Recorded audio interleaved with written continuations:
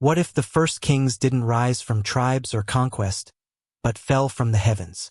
What if, before written history began, before the flood erased the world, 8 beings ruled from a pyramid of eternal flame for a span so vast it dwarfs all of recorded time? This isn't legend whispered in shadows. It's carved into the oldest tablets of Sumer.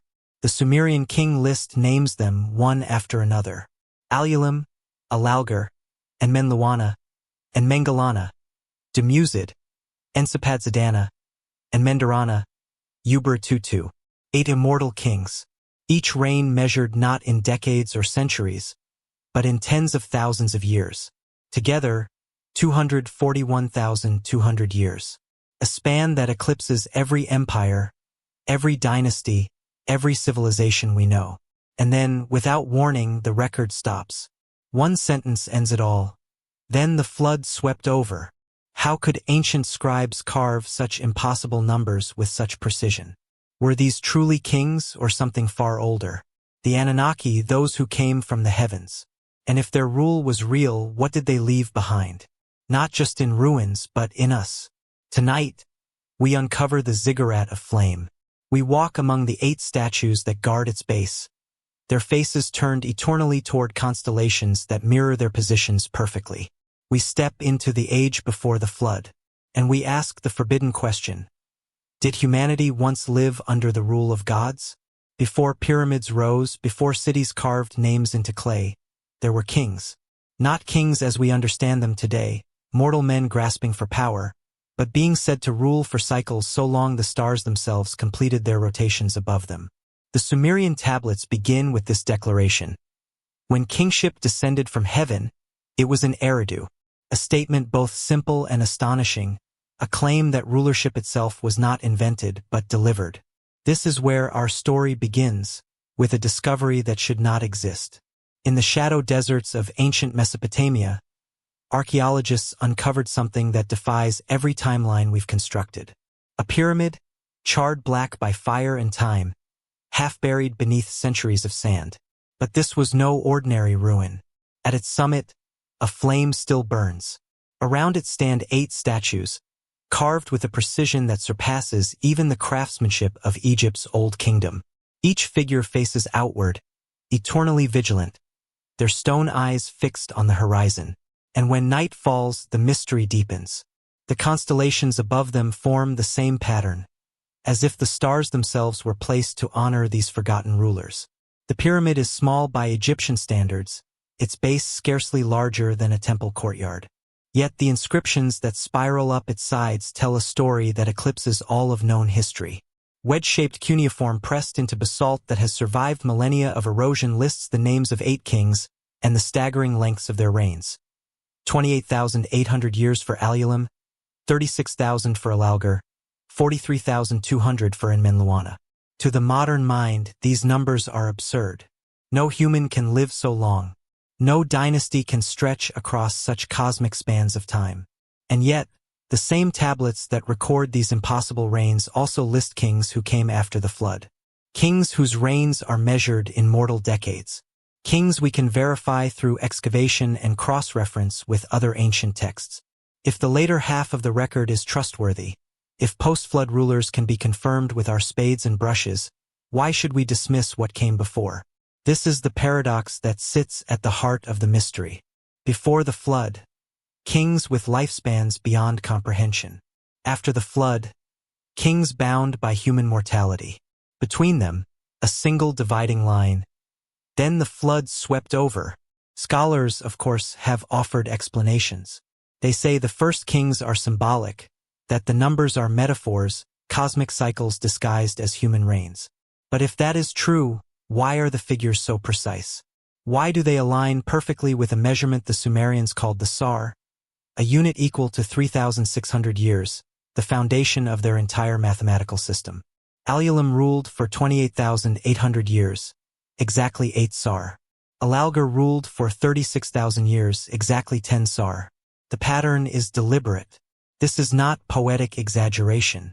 This is calculation. And so we find ourselves with a choice: to treat the record as allegory, a clever myth from a people 5,000 years vanished, or to take it seriously. to ask whether there truly was an age before the flood when kingship was not mortal at all. The Anunnaki, those who came from heaven, linger in the background of this question. For some researchers, the king list is not evidence of myth, but evidence of their legacy. If kingship descended from heaven, was it in fact handed down by beings who arrived in fire? If lifespans stretched into tens of thousands of years, were these rulers truly human? Or were they something else, something more, governing in flesh yet not bound by our limits of time? Consider the parallels. Around the world, civilizations spoke of rulers who lived impossibly long lives. In the Bible, the patriarchs before the flood lived for centuries. Adam for 930 years, Noah for 950. In Hindu tradition, the Satya Yuga extends for ages beyond counting. In Egyptian king lists preserved at Abydos, divine rulers governed for thousands of years before mortal pharaohs. Different tongues, different lands, but the same memory. Before a great flood, rulers lived in vast spans of time. After the flood, life contracted. What happened at that boundary? Was there a change in the earth itself? A shift in human biology? Or was there simply a veil drawn over memory so that only fragments remained, encoded in myth and monument? As we step into this journey, we will walk king by king, city by city, monument by monument. From Eridu, the first city where kingship descended, to the ziggurat of flame that connected heaven and earth. From the reign of Alulim to the final warning of Ubaratutu, who foresaw the waters and commanded his son to build an ark. 8 names, 8 reigns, together 241,200 years. But we will not stop there. Beyond the flood lie new kings, mortal spans, and the echoes that traveled through time, becoming the Netjeru of Egypt, the Nephilim of the Bible, the Devas of India. Beyond the scholars lie theories that dare to suggest the Anunnaki were flesh and blood visitors from a planet called Nibiru, returning every 3,600 years to check on their creation. And beyond all of this lies the ziggurat itself, buried but not dead, waiting beneath the sands for the stars to align once more, waiting for the flame to reignite, waiting for the return of the kings who once stood beneath a burning sky and shaped humanity in the image of the gods.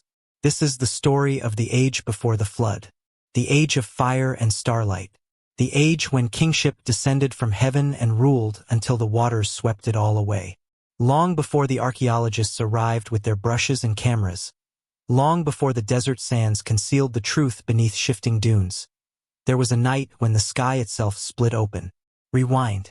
Not centuries, not millennia. Rewind to the threshold of memory itself. To a time before cities rose from plains, before the first wedge was pressed into wet clay, before humanity even had a word for king. The earth was younger then, darker. The stars burned with a clarity we can no longer see through the veil of our electric age. And on one of those ancient nights, beneath those unfamiliar constellations, the heavens tore apart. It began as thunder without clouds, a sound that rolled across the wilderness like the voice of creation itself, vibrating through stone and bone alike. The few scattered tribes of early humans, hunters, gatherers, beings who had only just learned to tend fire, looked up in terror and wonder. The sky was bleeding light. From the wound in the heavens came vessels. Not ships as we understand them, but chariots. Forms of luminous geometry that moved with impossible grace, trailing fire that did not consume, light that did not blind. Ancient texts from a dozen cultures would later call them Vimanas, Merkaba, divine barges. The Sumerians, when they finally learned to write, would use a simpler phrase: the boats of heaven. 8 chariots, 8 trails of fire across the black expanse of the pre-dawn sky. They descended not gently, but with the force of judgment. Where they touched the earth, the ground trembled. Mountains split. Rivers changed their courses. The air itself ignited, turning the night into a false noon that lasted 7 heartbeats. And when the light finally dimmed, when the dust settled and the scorched earth cooled, they stood upon the plain. The 8, they were tall, taller than any human who had walked before them. The oldest accounts, preserved in fragments too damaged for complete translation, describe them as shining ones, beings whose skin reflected light as if they were carved from polished bronze and moonstone. Their eyes held depths that mortal eyes could not meet. When they moved, the air around them shimmered with heat, or power, or something for which no language yet existed. But they were not ethereal spirits. They had weight. They had substance. They left footprints in the sand. Deep impressions that would be discovered millennia later, fossilized in stone, each print larger than a human head. They breathed. They spoke. And when they spoke, it was in thunder.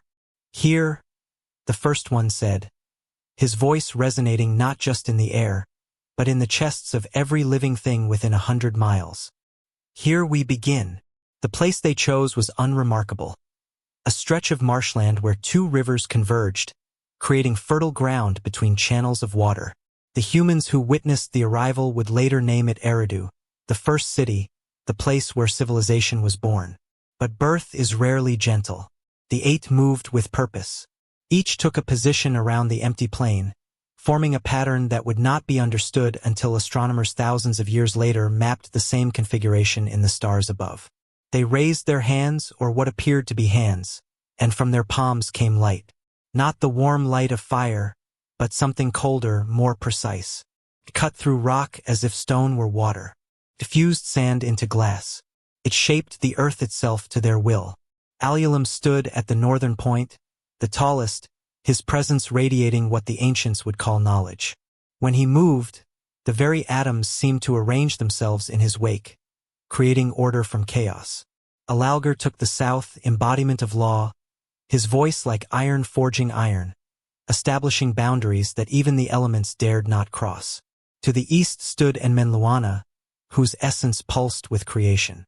Where he walked, seeds burst into growth, water found paths through dry ground. Life itself seemed to accelerate. And Mengelana claimed the West, judgment personified. His gaze could measure the weight of a soul. His silence could condemn or absolve. Between them, in the cardinal points, stood the others. Demused, radiating renewal, the eternal cycle of death and rebirth. Ensipadzadana, keeper of balance, ensuring no force overwhelmed another. And Mendarana, master of ascension, the bridge between earth and heaven. And finally, Ubertutu, guardian of preservation, the one who would remember when all others forgot. They did not speak to the humans who watched from the shadows. Not yet. First, they had work to complete. The construction took 7 nights. The first night, they cleared the ground, removing every imperfection until the earth was smooth as polished obsidian. The second night, they set the foundation stones, massive blocks of basalt that seemed to materialize from nothing, each inscribed with symbols that glowed faintly in the darkness. The third night, they raised the first tier of the ziggurat, building upward in perfect mathematical proportion. The fourth, the second tier, the fifth, the third. On the 6th night, they placed the capstone, a crystal matrix unlike anything found naturally on Earth, its internal structure more complex than any modern computer, yet appearing to the eye as simple stone. And on the 7th night, they lit the flame. It was not fire as humans understood it. It did not consume fuel. It did not smoke or flicker or dim. When the 8 raised their hands in unison toward the crystalline summit, the sky responded. The constellations above them, 8 patterns of stars, each corresponding to one of the rulers, blazed with sudden intensity. Beams of light, visible even in daylight, struck down from the heavens and converged on the capstone. The pyramid ignited. The flame that burst from its peak was white gold, eternal, a column of energy that connected the earth to something beyond the vault of stars. The 8 stood in a circle around their creation, and for the first time, they spoke to the humans trembling in the darkness beyond the light. "We are the custodians." Their voices thundered as one. "We have come from the place beyond the waters of space, from the world you will call Nibiru. We are the Anunnaki, those who from heaven came to earth." The humans fell to their faces, unable to comprehend, barely able to breathe in the presence of such power. "Your kind has been chosen," the voice continued, emanating from all 8 simultaneously, as if they shared a single consciousness. "You will be shaped, elevated, made into vessels of divine purpose. From you will come those who carry our light into the ages. From you will spring civilization, knowledge, order. You will learn to build, to measure, to record, to remember. This is our covenant with you. We will rule. We will guide. We will preserve you from the darkness that devours lesser worlds. And in return, you will honor us. You will remember us. You will keep the flame alive. The pyramid blazed brighter. And around its base, the 8 planted standards, markers of authority, technological devices disguised as ceremonial staffs. Where each standard touched the earth, the ground itself transformed, becoming harder, darker, more permanent. The boundary of the first city was established. Within that boundary, humans would be protected, taught, transformed. Outside it, the old world would continue wild, untamed, forgotten. This is Eridu, Alulim declared, stepping forward from the circle. The first gift, the first covenant, the foundation of all that will come. When kingship descended from heaven, it descended here. The flame atop the ziggurat pulsed once, twice, 3 times. And with each pulse, the humans felt something change within themselves. A door opening in their minds. The first spark of true consciousness. The beginning of the long transformation from animals who walked upright to beings who would one day reach for the stars themselves. The 8 immortal kings had arrived. Their reign, spanning 241,200 years, had begun. And humanity, kneeling in the sand before beings of fire and starlight, would never be the same. Time does strange things when measured against immortality. A human lifetime, 70, perhaps 80 years, is a breath. A century, a single season in a much longer year. But when centuries stack upon centuries, when millennia blur into eons, time itself begins to lose meaning. Days become indistinguishable from one another. Generations of mortals rise and fall like waves against an eternal shore. And the 8 kings did not age. In the beginning, the humans who served them expected change. They watched their rulers closely, searching for the signs they knew from their own lives. The silver creeping into hair, the lines deepening around eyes, the slow weakening of limbs. But those signs never came. Year after year, decade after decade, the 8 remained exactly as they had been on the night they descended from the sky. If anything, they grew more radiant. Alulim still stood at the northern temple of Eridu, and under his guidance, humanity learned to measure. He taught them to observe the movement of water, to understand that rivers could be tamed, redirected, made to serve. The first irrigation channels were not dug by human hands alone. Alulim walked beside the workers, his presence causing the earth to soften, the water to flow more readily. Under his rule, the marshlands transformed into gardens. Fields of barley stretched toward the horizon, their golden heads swaying in rhythm with the seasons he had taught them to recognize. "Water is life," he would say, his voice resonating like a bell in still air. But life uncontrolled drowns itself. Learn to channel. Learn to direct. Learn to build. And they built. Alalgar ruled from Bad Tibera, the city of metalworkers. Under his iron gaze, humanity discovered fire's deeper secrets. He showed them how to draw copper from stone, how to forge bronze from the marriage of copper and tin, how to shape tools that would outlast generations. His temple was a place of hammers and furnaces, where apprentices worked for lifetimes to master what Alalgar demonstrated with a gesture. When he touched raw ore, it seemed to purify itself, impurities falling away like shed skin. Law is structure, he taught, his hands moving through flame without burning. Metal must be heated, beaten, shaped. So too must society. Without form, there is only chaos. To the east, in Larik, a city now lost to time and sand, and Menluana presided over the birth of writing.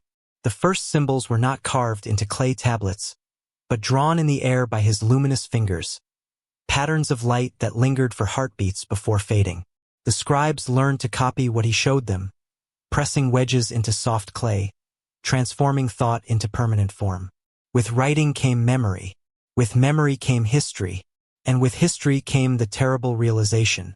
The kings were eternal, but humanity was not. And Mengelana established the first courts in Sapar, where justice was dispensed not by might, but by measured judgment. He created laws, not simple tribal customs, but complex codes that anticipated disputes before they arose. Under his guidance, humanity learned that truth could be determined, that conflicts could be resolved without bloodshed, that order could emerge from disagreement. But his justice was absolute. And absolute justice, the mortals learned, could feel cruel. Dumuzi brought medicine to the cities, teaching the preparation of herbs, the setting of bones, the treatment of fevers. He understood the body in ways that seemed impossible, as if he could see through flesh to the systems beneath. Under his tutelage, healers learned that life could be extended, suffering diminished, death sometimes postponed, but never defeated. Encyclopedia gave them astronomy. He taught them to read the stars not as random lights, but as a calendar written across the heavens. The movements of celestial bodies predicted floods, marked seasons, measured years. The priests he trained could calculate eclipses generations in advance, could track the wandering planets, could name every visible star. And all those stars, they realized, formed patterns that matched the positions of the 8 kings around the ziggurat. As above, so below. And Mendarana revealed the principles of architecture. Not simple mud brick structures, but buildings designed with mathematical precision. Temples that channeled energy, ziggurats that reached toward the heavens. Under his instruction, humanity raised monuments that defied their primitive tools, structures so perfectly aligned that modern engineers would struggle to replicate them. And Ubaratutu, the youngest of the 8, taught them the most precious gift of all, preservation. How to store grain against famine. How to record knowledge for future generations. How to maintain what had been built, to protect against entropy and decay. Everything ends, he would say quietly, his eyes reflecting depths the others did not possess. But endings can be postponed. Memory can survive the dying of those who remember. Even then, he seemed to know something the others did not. The centuries piled upon each other like layers of sediment, and still the 8 did not age. But their immortality manifested in ways that became increasingly obvious, increasingly other. Their skin began to emit a faint luminescence in darkness, a soft glow that grew more pronounced as centuries became millennia. In direct sunlight, they seemed almost translucent, as if light passed through them rather than reflecting off their surfaces. Priests who stood too close reported feeling warmth radiating from their bodies, a heat that had nothing to do with temperature and everything to do with energy. And when they were wounded, rare accidents during demonstrations or construction, they did not bleed red. Their blood was gold, liquid gold, warm and viscous, that dried into metallic dust and left stains that never fully washed away. The first time a mortal witnessed this, when Dumuzi cut his palm while teaching surgery, the observer fell to his knees in terrified worship. "You are not kings," the mortal whispered. "You are gods." Dumuzi had looked at his golden palm, watching the wound seal itself without scar, and something flickered across his face, an expression the mortal could not read. "No," he said quietly, "we are not." But the distinction no longer mattered. The mortals built shrines.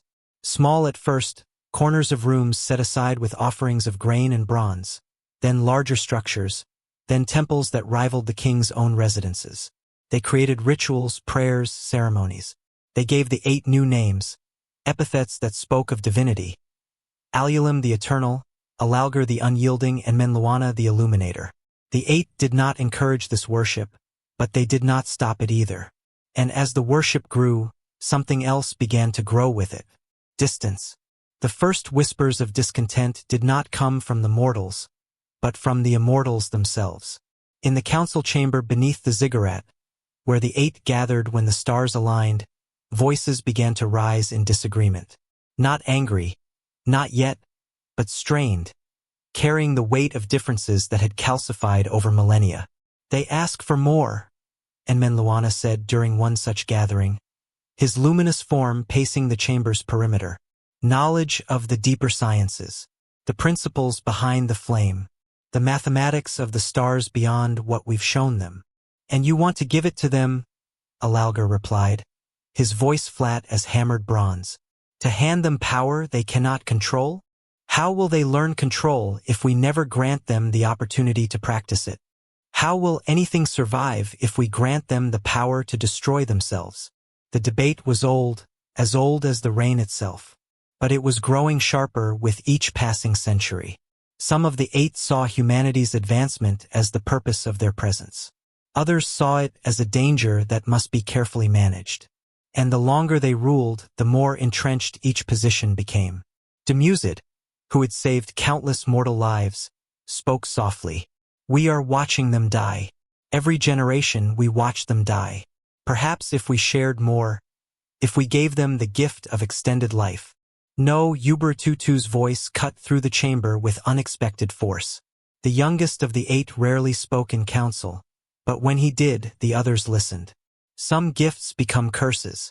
Some knowledge brings only suffering. We must be careful what we leave behind. Leave behind. And Mengelana turned sharply. You speak as if our reign will end. Silence fell across the chamber. Outside, the eternal flame pulsed against the night sky.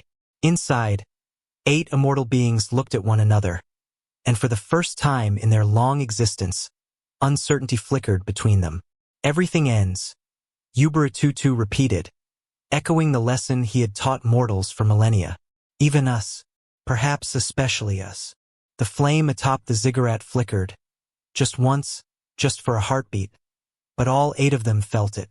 A momentary disruption in the flow of energy from the stars. A warning, or a promise. Outside, the mortals slept peacefully, secure in the belief that their gods were eternal, unchanging, forever benevolent. Inside, the 8 kings looked at each other across an expanding gulf of millennia and competing philosophies, and wondered if immortality was a gift they had been given, or a sentence they were serving. The reign continued, but beneath the surface of eternal rule, fractures had begun to form. Of all the wonders the 8 kings brought, none surpassed the ziggurat of Eridu. Not in size or opulence, but in purpose. It was a bridge. The construction took 7 nights, but the activation took millennia. The foundation was laid on bedrock. Massive basalt blocks, inscribed with symbols older than writing, were set in a pattern that defied tradition. Bronze, a refined, unknown alloy, was poured into channels, creating conductive veins through the stone. Each layer corresponds to a sphere of heaven, and Mendelana explained. The ziggurat rose in 7 tiers. The first, earth and water. The second, air and storm. The third, fire and energy. The fourth, the boundary where earth met sky. The fifth, the realm of wandering planets. The sixth, the domain of fixed stars. The seventh, the summit, the void of space itself. At the apex, they placed the capstone, a crystal matrix not of this world. When set, Alulim raised his hands. The flame answered from above. A column of white gold light struck the capstone and anchored there. It did not consume. It simply was cosmic energy focused through perfect geometry. And it pulsed, slowly sinking with a rhythm beyond Earth. The flame pulsed with the stars. Priests noted that when certain constellations rose, it brightened. The 8 primary patterns matching the king's positions seemed to feed it directly, a vast cosmic circuit. Once every 3,600 years, a Sar, when Nibiru's elongated orbit brought it near, a ritual occurred. Humanity gathered on the plains to witness. As stars aligned, the 8 took positions before their statues. They began to glow from within, becoming figures of pure radiance. The flame responded, growing into a beacon piercing the atmosphere. The connection was established. Through that column, information flowed. Not words, but vast exchanges of knowledge and reports. Mortals saw it as gods speaking with heaven. They didn't understand the danger. The first disruption came in the 241st millennium. The ritual began normally. Then the constellation linked to Enmendarana shifted, suddenly, violently. The flame flickered for the first time. The column twisted. The kings felt destabilization as physical pain. Hold the formation, Alulim commanded, but the geometry faltered. The flame's pulse became erratic. From beyond the stars came a distorted message, They were coming back. The flame blazed crimson, a new, alarming color. The kings staggered. Then, with a tear in reality, the light extinguished. For the first time in 241,000 years, the ziggurat stood dark. The covenant was breaking. From the dark between stars, judgment approached. In Eridu, Enmenluana addressed mortal priests. "They are coming to end us," he said, his light dimmed. "Not just us, humanity. The experiment succeeded too well. You have become more than they intended, more than they can control." The priests trembled. "We have a choice," he continued urgently. "We can prepare you, give you withheld knowledge to defend yourselves, or we can seal everything away, make you harmless again." Demused stood by him. "Some of us did not come to create slaves, but inheritors." In Bad Tibera, Alalgar addressed his own assembly. "They have forgotten their place." His iron voice rang out. "We lifted them from mud. We gave them fire, writing, order. And they question. They aspire. They look at stars and think they deserve to touch them." Alulim stood beside him, his face harder than stone. The connection failed because balance was disrupted. Humanity was never meant to advance this far. "Some among us have been too generous," Alalgar declared. "We must restore order, strip away what should never have been taught, return them to a manageable level. The judges will see we corrected the imbalance. Order, once broken, cannot be easily restored." The first bolt fell on the road between Eridu and Bad Tibera. A merchant caravan vanished. Witnesses saw a flash turning night to noon, a sound like reality tearing. Scouts found only a glass crater, sand fused to crystal, everything within reduced to shadow and ash. No one claimed responsibility, but everyone knew. The war between gods had begun. It was not fought with armies, but with forces ancient texts could only describe as metaphor. Soundless lightning, upward falling fire, light that destroyed without heat. The weapons were applications of the same cosmic energies that built civilization. In the hands of divided immortals, they became instruments of unmaking. And Mengelana, who chose Alulim's side, saw his absolute justice become merciless. Entire settlements loyal to Enmenluana's faction were erased, as if they never existed. Ensipadzadana, keeper of balance, tried to mediate. He pleaded for reason. But balance cannot exist where both sides claim absolute truth. Refusing to choose, both sides named him traitor. He was the first of the 8 to fall. Accounts are fragmentary, but all agree. The sky above Larik tore open. Light poured from the void. Ensipadzadana stood at the center, arms wide, trying to absorb forces meant to destroy the city. His body converted to light, then sound, then the color of absence. Then he was gone. The first immortal death in 241,000 years. The remaining 7 fell silent with shock. For 3 days no attacks came. Then the sky itself began to scream. The unstable flame of Eridu fed on the violence. Energy leaked into the ziggurat's network. Designed to channel power from stars to earth, it now drew power from the war itself, from the fracturing of reality each time immortals clashed. It grew blindingly bright. Ubara-Tutu, isolated in his tower, emerged to find the flame visible from 100 miles away, a column of tortured light. He climbed the ziggurat alone.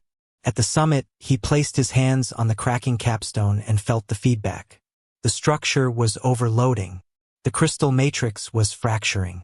If it shattered while connected to reality, the explosion would tear the world in half. He descended and found the others gathered below. They had felt it too, the building catastrophe. "We have to shut it down now," Ubara-Tutu gasped. "We can't," Enmendarana replied hollowly. "The connection to Nibiru is still active, though damaged. If we sever it mid-transit, they'll arrive to find a dead world," Ubara-Tutu shouted. "That's what this will become if we don't act." But acting required unity, and unity required trust, and trust had been cremated in their civil war. On the horizon, another weapon discharged. The flame responded, flaring brighter, its pulse racing. Inside, the bronze veins glowed white-hot. Humanity watched their gods tear at each other and the world. Some prayed, some fled, some waited. In Bad Tibera, Alulim made a decision. If we cannot restore order, he told Alalgar, we will invoke the final protocol. Alalgar's eyes widened with fear. You can't mean the cleansing. Yes. Alulim's voice was granite. We will wipe it clean. Return the world to its primordial state. Begin again. Do it right this time. That will kill them all, Demuzid said from the doorway. Every human, everything we've built. Better that than what's coming, Alulim replied. Demuzid turned and ran to warn Enmenluana. The war became apocalyptic. Above them all, the ziggurat burned brighter than the sun. A beacon announcing to the cosmos that something on Earth had gone catastrophically wrong. The judges were coming. They would arrive to find a world tearing itself apart, ruled by fractured immortals, populated by humans caught between gods at war. They came without warning. Stars froze. The sky spoke with pressure, not sound. Custodians of Earth, you are summoned. 3 judges descended, more concept than flesh. They formed a triangle above the ziggurat. The 7 kings gathered, conflicts forgotten. The covenant is broken, the central judge declared. You created rivals. We fulfilled our mandate, Alulim said. You exceeded it. Humanity believes it can reach the stars. Is that not success? Enmenluana asked. They are dangerous. Intelligence is to serve, not rival.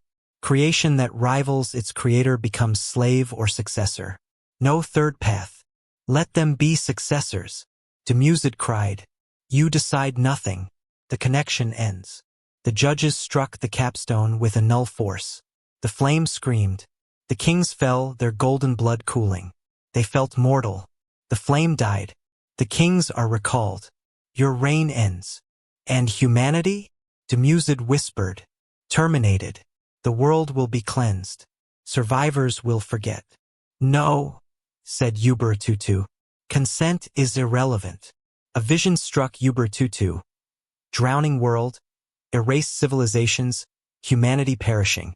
He wept golden tears. When? 7 years. Prepare for cleansing. May I save a remnant? To remember. Those who float may be spared, but what survives will be less. You preserve bodies, not what they became. The judges vanished. Ubertutu went to his son Zayusadra in Shurapak. Build a vessel, he said, for all that must survive. He told of the coming flood. 7 years passed. Zayusadra built a sealed fortress to precise ratios. A chamber held a crystal, the last spark of Eridu's flame. The world continued unaware. The kings withdrew. Then the sky changed. Clouds converged. Heavy drops fell, leaving craters. Then the sky opened. Rain fell like a released ocean. The ground wept. Salt water surged from below. Creation was reversing. Zayusadra watched water rise. Everyone inside. Now. Lowlands vanished. Water rose 3 cubits hourly. Cities drowned. Hills became islands, then nothing. The rain hammered on. The vessel floated. Animals cried in fear. The crystal pulsed weakly. Mountains faded. The ziggurat of Eridu was submerged. Statues disappeared. As water touched the 7th tier, the flame reignited. Not white gold, but bronze amber. A sphere of light enveloped the summit.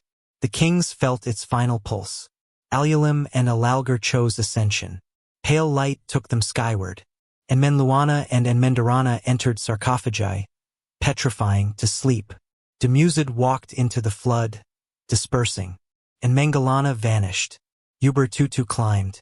On day 7, rain stopped. Silence fell. The vessel drifted on endless water. Below, the ziggurat glowed softly. Ubertutu stood inside the light sphere, hands on the capstone, feeding it his essence. When the flame died finally, his body remained, fused to stone, waiting. Above, Zayusadra held his son. All was gone. 241,000 years of knowledge lay drowned. The crystal spark pulsed. 147 days of drifting silence passed. Waters receded, revealing a reshaped world. On Mount Ararat, Zayusadra opened the door to oblivion. Survivors saw a planet that forgot civilization. He built a stone altar, placed the crystal center. I will remember. But memory fades.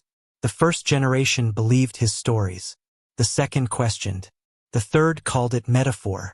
The fourth said he was mad. Ziusadra watched truth become legend.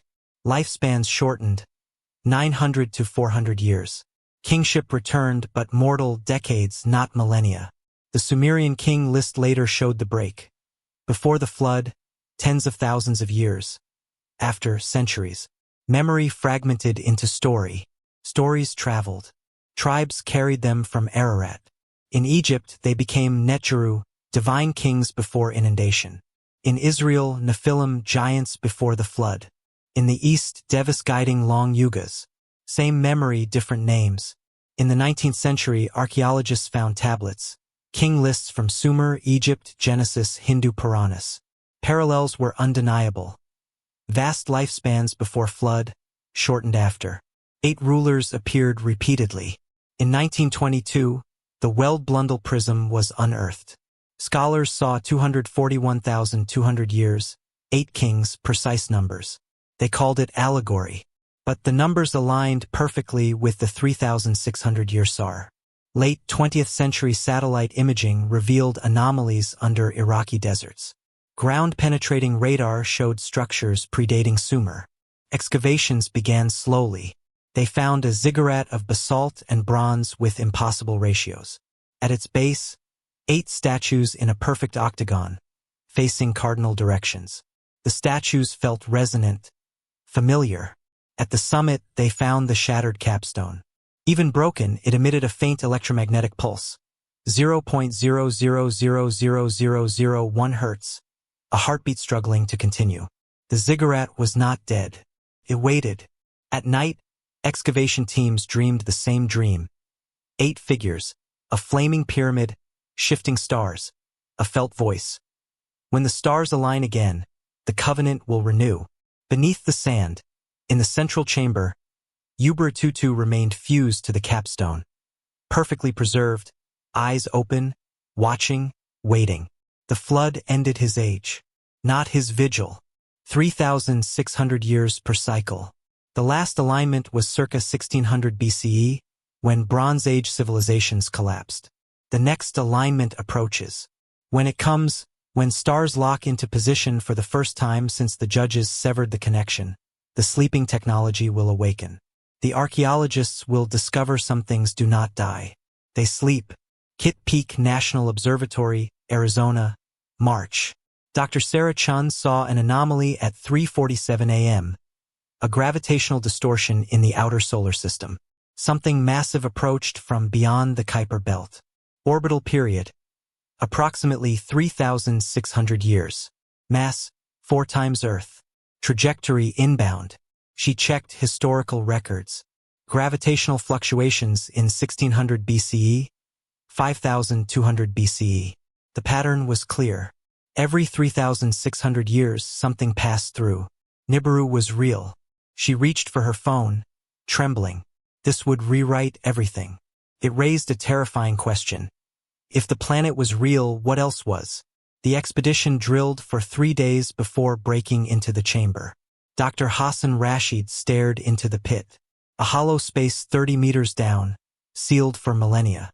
We're going in. The descent took an hour. Hassan stood in bronze-walled darkness. A fractured crystal pillar glowed faintly at the center. His instruments confirmed it emitted energy. After millennia, the heart still sparked. My God! His assistant whispered. It's active. Hassan approached, felt warmth radiating. He extended his hand. Before touching it, he felt resonance in his chest, his bones, his DNA. Contact. Every instrument spiked. Above them, stars began to move. The calls came from observatories worldwide. Stars were moving. Not the slow drift of millennia, but a sudden, precise shift. The 8 constellations locked into the ancient pattern surrounding Eridu. Dr. Chen's overlay of Sumerian star maps was a perfect match. The alignment had returned. At the excavation site, Hassan ignored evacuation orders. The ziggurat hummed beneath him, a vibration rising to a painful tone. Bronze veins glowed. The 8 statues trembled, shedding dust to reveal unsettling, non-human details. At the summit, light gathered with conscious intent. The flame of Eridu was waking. Hassan fell to his knees, overcome not by scientific wonder, but by a deep genetic memory of awe. Below, in the sealed chamber, the crystal pillar's pulse intensified. The preserved form of Ubuntu began to warm. Golden blood stirred. After 12,000 years, his eyes opened. His first thought was clear. The covenant renews. Above, the flame erupted with a roar, a column of light visible from space. It was a signal Earth remembered. The statues turned upward, not toward the sun, but toward a dark sphere now visible against it, Nibiru. Data streams flooded in. Unidentified celestial body. Trajectory stable. Earth approach in 7 years. 7 years. The same warning period as before the flood. History was not repeating. It was entering its next cycle. The modern world now faced the return of its makers. But humanity was no longer primitive. It possessed its own towers, its own technologies of creation and destruction. The question hung in the air. What happens when the gods return to find their children armed? The flame became a global focal point. Governments formed the Eridu Accord, establishing a research and defense perimeter. The statues and crystal were studied relentlessly. The stone was unidentifiable, the crystal's energy output increasing daily. It's a beacon and a receiver, Hassan reported. It's preparing for their arrival. Whose arrival? A military liaison asked. The ones who built it, the Anunnaki, but not the kings, the judges. They are coming to audit. Over the following years, Nibiru grew in the night sky, a red-tinged wanderer. Its gravitational influence disrupted tides and weather. Ancient flood myths surged in the public consciousness. More strangely, people worldwide reported dreams of the 8 kings. Some near Eridu heard whispers in a tongue that felt familiar. A handful of children were born with peculiar traits, flecks of gold in their eyes, an innate understanding of complex patterns. The legacy of Zayusidra's bloodline was stirring. The crystal spark preserved by Zayusidra's descendants was brought to the site. When placed near the central pillar, it fused into the structure, repairing some cracks. The flame stabilized, its pulse growing stronger. In the 6th year, Nibiru was clearly visible. A space probe, Sentinel-1, was sent. Its final transmission before destruction was cryptic. Not natural, structural patterns, artificial lights. The statues around the ziggurat began emitting a low-frequency sound, synced to the flame. Decoded, it was a countdown. Inside the chamber, Hassan observed Ubuntu's form. The golden hue deepened. One day, the eyes tracked movement. He was conscious, waiting. On the eve of the final alignment, the world watched. The 8 constellations burned with impossible clarity. At the site, leaders and scientists gathered. The hum from the statues was now a physical pressure. Ubuntu's subsonic whisper was captured. They will test you, not with weapons but with choice. The successor or the slave. The flame or the flood. Remember what you are. At midnight, the stars locked. Beams of light connected the constellations, converging on Eridu. The flame tripled in size. The statues shone from within. The sound became a harmonious, terrifying chord. From the crystal pillar, a beam shot upward. Ubuntu's body dissolved into golden light, merging with the stream. His final thought echoed in every mind present. Choose well. Within the colossal flame, 3 figures solidified. Vast, indistinct, radiating absolute authority. The judges. Their communication bypassed ears, forming directly in the consciousness of every person on Earth, in every language. Custodianship was revoked. The experiment was terminated. Yet the flame was rekindled. The bridge was rebuilt. Explain. A stunned silence followed. Then, a unified reply was beamed from the Global Council. We preserved the spark. We remembered. Memory was to be erased. Hassan spoke aloud, his voice carried by amplifiers. Some memories are etched too deep, in stone, in blood, in stars. A pause. The judge's presence felt analytical, not yet hostile. The anomaly is noted. The creation has reactivated the creator's technology. This is unprecedented. Protocol dictates either full reclamation or accelerated evolution. Define your terms. The lead negotiator transmitted. Reclamation. The cleansing. Completed. Reset to 0. Accelerated evolution. Integration. The tested join the testers. The choice was stark. Annihilation or ascension.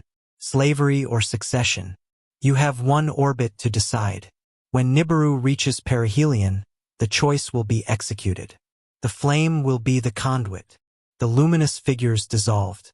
The flame diminished to its previous intensity, but the statues continued their resonant hum. On screens worldwide, Nibiru's image dominated. 7 years. Humanity now had one Nibiron orbit to determine its fate, to be wiped clean like a failed experiment, or to step across the bridge and join the cosmic order. In the chamber, Uber-Tutu was gone. Only the crystal remained, pulsing with a steady, strong rhythm. The bridge was open. The conversation had begun. The age of fire and starlight had returned. This time, humanity would not kneel in the sand. It would stand, look into the eyes of its makers, and decide what it had become.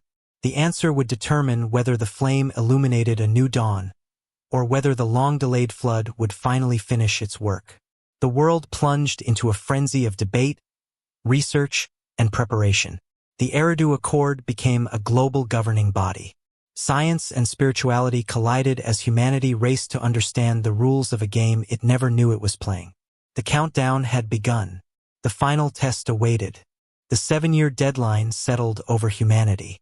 The judge's broadcast was universal. The world fractured. Unionists wanted integration to join the cosmic order.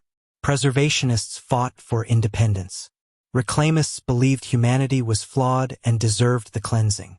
The Eridu Accord governed from the ziggurat. Science sought the rules of the test. What was accelerated evolution? What did reclamation mean? The flame burned as a constant reminder. Hassan discovered Uber-Tutu's consciousness had merged with the crystal matrix.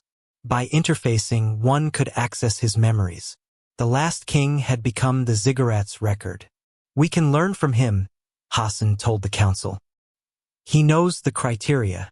A neural link was developed. Dr. Ilara Mendez volunteered.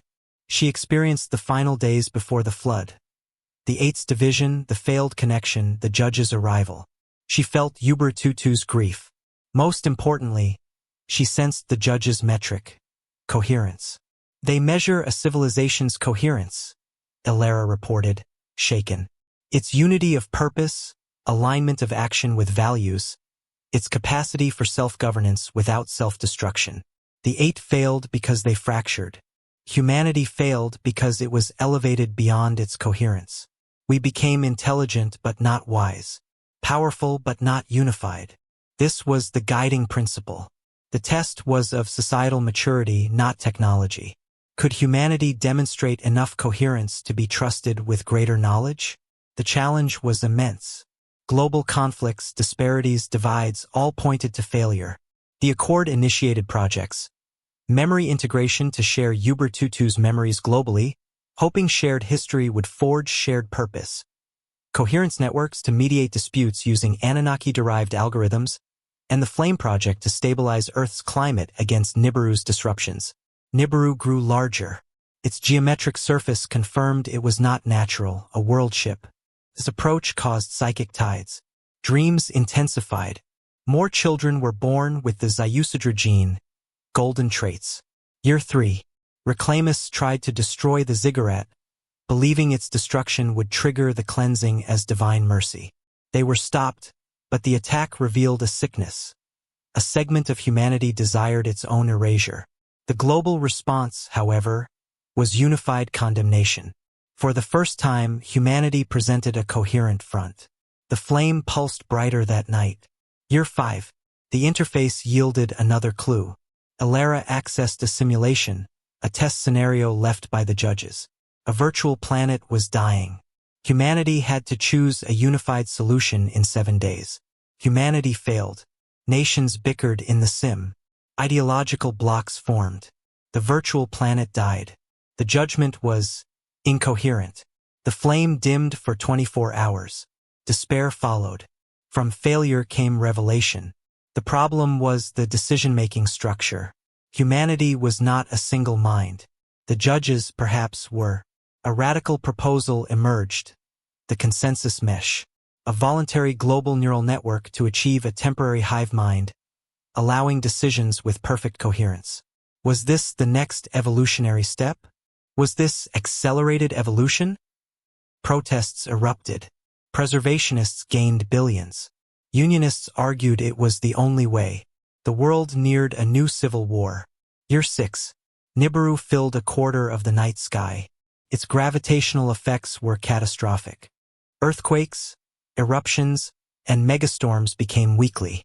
The Flame Project used the ziggurat's energy to stabilize tectonic plates, a desperate life support. In the chamber, the crystal's pulse grew erratic.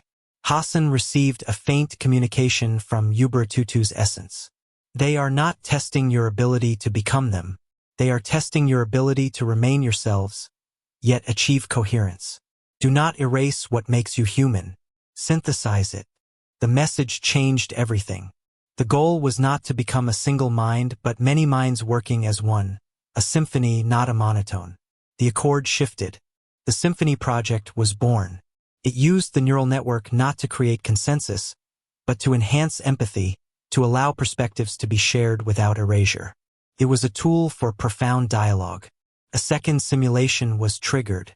Another dying world. Humanity used the symphony. The debate was fierce but not divisive. Solutions were woven from different traditions. A hybrid answer emerged. The virtual world was saved. The flame blazed with steady, white gold light for a week. Cautious hope bloomed. Year 7, final month. Nibiru dominated the heavens. The judge's presence was a constant pressure. The symphony network was activated voluntarily, connecting nearly 90% of humanity. The day of perihelion arrived. The sun rose behind Nibiru. The 8 constellations were bright at noon. At the ziggurat, every leader stood in the flame's shadow. The 3 judges materialized. The orbit is complete. Present your coherence. Humanity responded through the symphony network, a chorus of billions of voices, harmonized into a single statement. It declared not perfection, but potential, not unity through uniformity, but coherence through understood diversity. It contained our failures, cruelty, and division, but also our art, compassion, curiosity, and will to survive as a civilization worthy of continuity. The judges were silent for seconds that felt like centuries. Then the central judge communicated. The anomaly persists. Incoherence remains, but a new pattern has formed. A dynamic coherence. It is unstable. It is fragile. It is novel. A different judge continued. The protocol for novelty is observation. The cleansing is suspended. The experiment will continue with modified parameters. The third judge delivered the verdict. Accelerated evolution is not granted. You are granted provisional autonomy. You will be observed. The flame remains as a monitor and conduit. You have bought time, not salvation. Use it to stabilize your novelty. The next alignment will be the final judgment. The figures dissolved. The flame diminished. Nibiru began its journey back outward. It was not victory. It was a stay of execution. Probation. Humanity passed the first test by the narrowest margin. Not by becoming gods, but by learning how to be fully, coherently human. The age of fire and starlight continued. The bridge remained. The long work of proving their worth began. Provisional autonomy was a reprieve, not freedom. The judges were gone, but the flame remained as a monitor. Humanity had survived its audit, but the mandate was clear: improve or be terminated. The Eridu Accord became the Planetary Coherence Directorate, PCD. Its goal was dynamic coherence. The Symphony Network, now called the Chorus, became a permanent, voluntary layer of society, a shared space for empathy and problem-solving. The flame of Eridu was a thermometer of human unity. During cooperation, it burned white. During conflict, it dimmed to crimson. Those with the Ziusadra gene legacy children were crucial. Their DNA held Anunnaki markers, enhanced neural connectivity, intuitive understanding of the ziggurat symbols, a calming presence. They became harmonizers, mediators, scientists, artists. Hassan, aging head of Eridu research, sought deeper purpose. Through the crystal interface, Ubuntu's silent consciousness, he received context. "He's showing me why," Hassan reported. "The Anunnaki aren't gods. They're engineers. Earth is a nursery." Fragments suggested a universe where advanced civilizations faced entropy of consciousness. Evolving toward pure intellect, they risked losing creativity, the chaotic spark of innovation. Their solution: seed wild worlds with potential. Cultivate younger species that retained chaotic fire. Observe them, test them. If they achieved coherence without losing essence, harvest them. Their unique cognitive patterns, their novelty, would be integrated into the older civilization's dying consciousness, rejuvenating it. Humanity was a crop. Coherence was ripeness. The revelation was horrifying. Were we groomed for consumption? But Ubuntu conveyed a twist. The 8 kings had rebelled. They grew fond of humanity. Their civil war was, in part, over whether to follow protocol, harvest, or sabotage it, grant independence. That rebellion brought the judges. "We are a rebellion's legacy," Hassan concluded. "The 8 chose us over their kind. That's why Ubuntu saved a remnant." The flame was a hidden weapon against the harvest.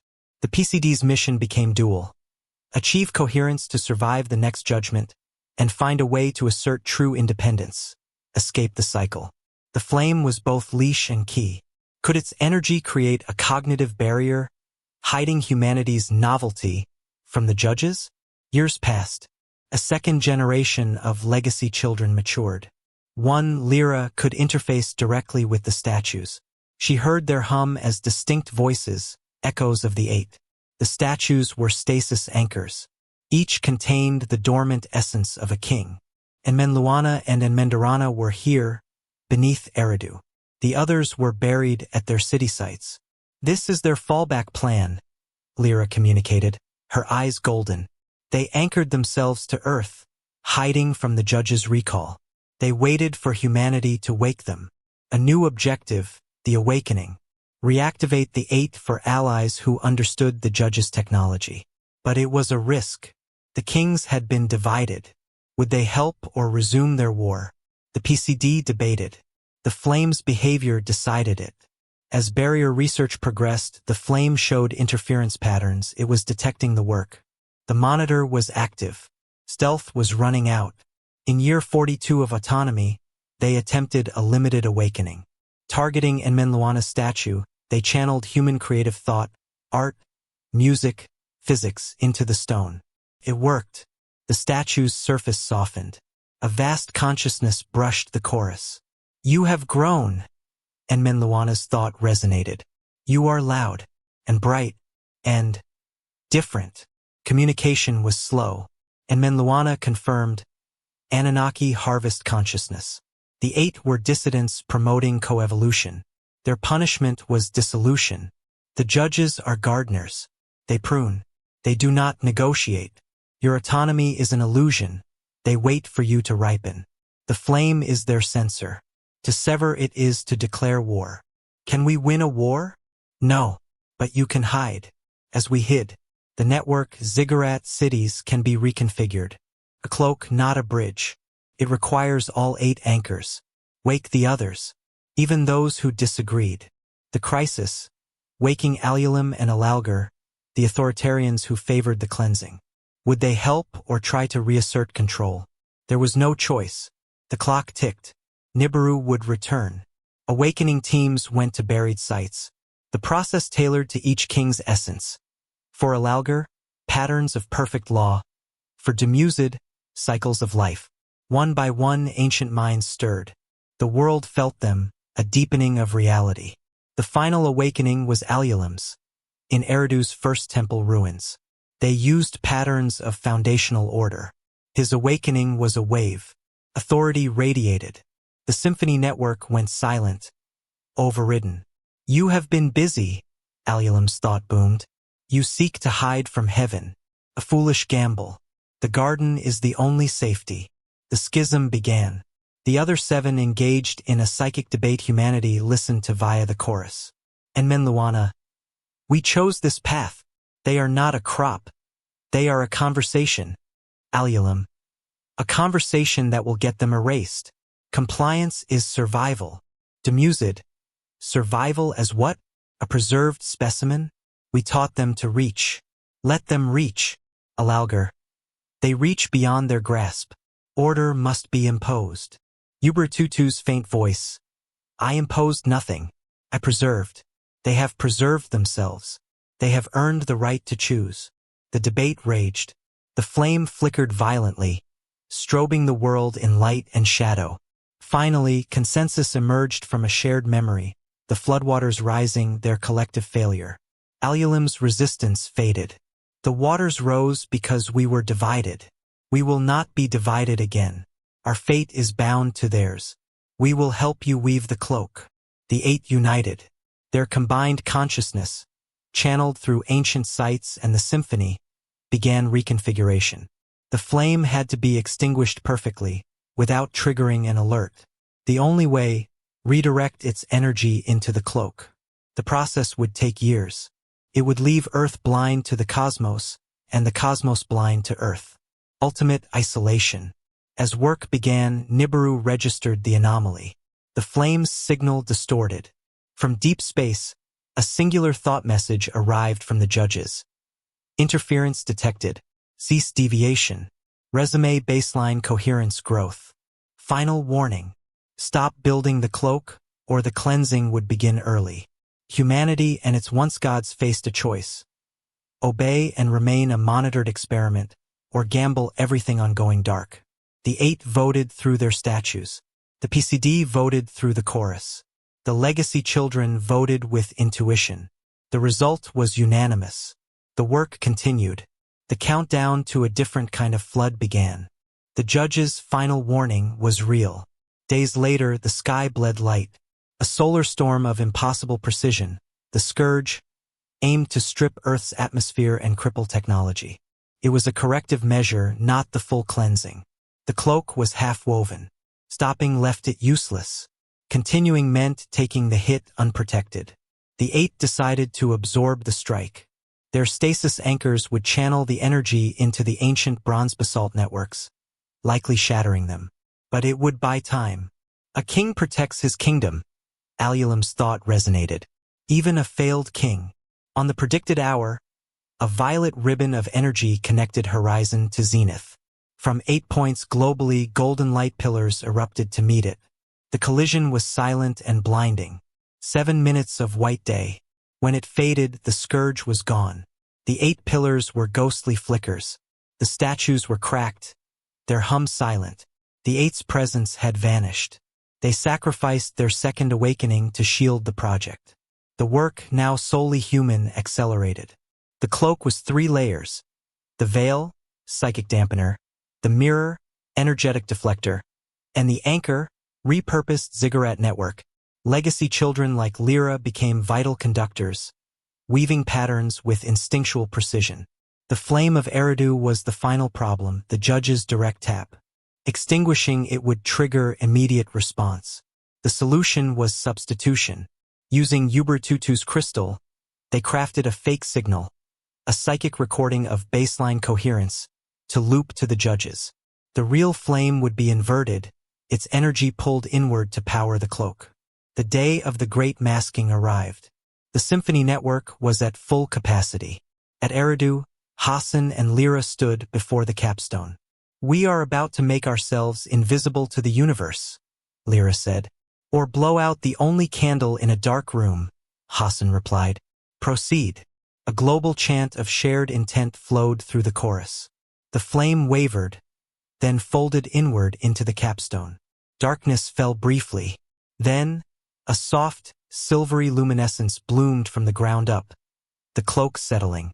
Satellites saw Earth fade into cosmic background static. The fake signal pulsed its boring report toward Nibiru. It worked. No new scourge came. Humanity was hidden. The first years were the silent age. Stars blurred. External communication ceased. The world turned inward. Without an external threat, old divisions resurfaced. The legacy of the Eight and the Scourge trauma became new unifying myths. Lyra, guided by statue whispers, led an expedition to Bad Tibra. They found a library, crystals containing Anunnaki technical archives. Physics, biology, consciousness science. The harvest was evil, but the knowledge real. The PCD faced a dilemma. Use this godtech to leap forward, risking prideful downfall, or proceed slowly with human science. They chose guided evolution. The library would be studied, but each breakthrough paired with cultural and ethical adaptation via the chorus. Advance and mature together. Centuries passed in peace under the starless cloak. Then, in year 231, monitors at Eridu detected a vibration from the planet's core, a rhythmic pulse out of sync with geology. Uber-Tutu's crystal revealed the truth. The pulse was a heartbeat. The Anunnaki had not built on Earth. They built into something older. The ziggurat network was a bridge and a seal. The cloak, pulling on those energies, had rattled the door. Deep core scans revealed a crystalline sphere 500 miles wide at the mantle boundary. It was waking. The library's forbidden primordial section explained. Earth was a prison. The entity within the Titan was a consciousness from a previous cosmic cycle, deemed too chaotic. The Anunnaki's mandate was dual. Cultivate a harvest species and maintain the prison locks. Their structures were containment pylons. The Eight's rebellion distracted them from wardening duties. The judge's fury was about a jeopardized prison. Humanity, seeking freedom, had turned the prison's security system into a cloak, weakening the locks. The pulse strengthened. Tectonic stability wavered. The cloak's energy was being drained by the waking Titan. The choice was apocalyptic. Drop the cloak to re-energize the seals, exposing themselves to the judges and harvest. Or keep the cloak and risk the Titan breaking free, a threat the Anunnaki themselves feared. The chorus fractured. The debate was catastrophic. The cloak flickered with discord. Then, the 8 cracked statues glowed one last time. A composite voice, the final echo of the United 8, spoke. A king must choose. A child must choose. But only a god can balance both. You are neither and both. The flame was never yours to hide behind. It was yours to wield. Light the beacon. Not for them. For it. Speak to the prisoner. It was the first experiment. 2 failed its test. The statues turned to dust. The meaning was clear. The cloak was fear. The next step was courage. They had to communicate with the Titan. Using the full inverted power of the flame, they would send a pulse of human consciousness. The sum of art, science, joy, sorrow, down into the world's heart. An introduction, not a weapon. It was the ultimate risk. Revealing their vibrant consciousness to primordial chaos might accelerate its rage. Or show it something lost. A reason not to devour, but to create. Lyra gave the order. Drop the mirror. Keep the veil. Aim the flame downward. The silvery cloak parted over the Pacific. The inverted flame reversed, focusing into a needle of coherent thought and light, and plunged into the earth. The planet screamed. Then it fell silent, and from the deep something listened. The silence after the scream was absolute. The seismic pulse ceased. The draining of the cloak's energy stopped. For 7 days, nothing. Humanity waited, breaths held. The chorus a quiet hum of anxiety. On the 8th day the response came, not as a voice but as a resonance. A low, foundational tone that vibrated in the bones of every living thing on Earth. It carried no words, only raw concepts. Containment, longing, curiosity. The Titan was not a mind as humans understood it. It was a consciousness of pure geology and emotion, an entity whose thoughts were tectonic shifts and whose memories were the forming of continents. The prison had not been built to cage a monster, but to isolate a force of nature too potent and unpredictable for an ordered universe. The Anunnaki had not been its jailers, but its regulators. Their technology was meant to siphon its chaotic energy safely, using it to power their civilizations and, perhaps, to fuel the harvest process itself. Earth was not a nursery. It was a battery farm, and humanity was a crop grown in its leaked, life-giving radiation. The resonance deepened, showing flashes of the distant past. The Titan's arrival, a rogue consciousness fleeing the death of its own universe, crashing into the molten young Earth and merging with it. The coming of the Anunnaki, cool and calculating, who built their network not just to contain it but to farm it. The rebellion of the Eight, who saw the cruelty of farming both a planet and a people. The revelation was staggering. Humanity's entire history, its rapid evolution, its spark, was a side effect of being marinated in the leaking energy of a captive cosmic entity. They were children of chaos shaped by order. Lyra, through the symphony, framed a reply. Not with words, but with a tapestry of human experience. The warmth of a sunbeam, the grief of a funeral, the triumph of a discovery, the quiet contentment of a shared meal. She sent the contradiction that was humanity. Orderly and chaotic, kind and cruel, fleeting and eternal.